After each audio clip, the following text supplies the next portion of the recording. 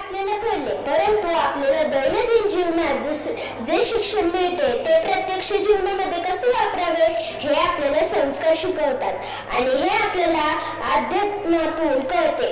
विठ्ठल विठ्ठल विठ्ठला हरी ओम विठ्ठला. जेव्हा भक्तांनी आपली भावना शब्द आणि ईश्वरावरील प्रेम व्यक्त करण्यासाठी काही गाणी रचली ती म्हणजे भजन होय. आणि भजनांची मुळे वेदांमध्ये सापडतात. ऋग्वेदातील स्तोत्र हे भजनाचे प्राथमिक स्वरूप मानले जाते. भारतात संत परंपरांच्या माध्यमातून भजनाचा अधिक विकास झाला.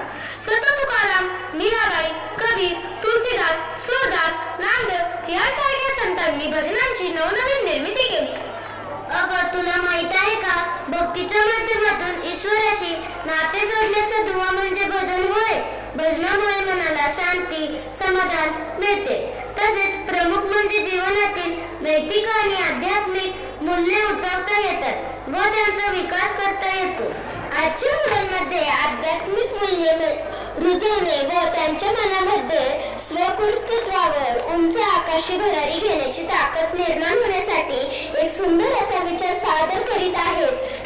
ज्युनियर KG चे विद्यार्थी पालकांसाठी मार्गदर्शक असे भजन घेऊन येत आहेत. श्रीराम जय राम जय जय राम.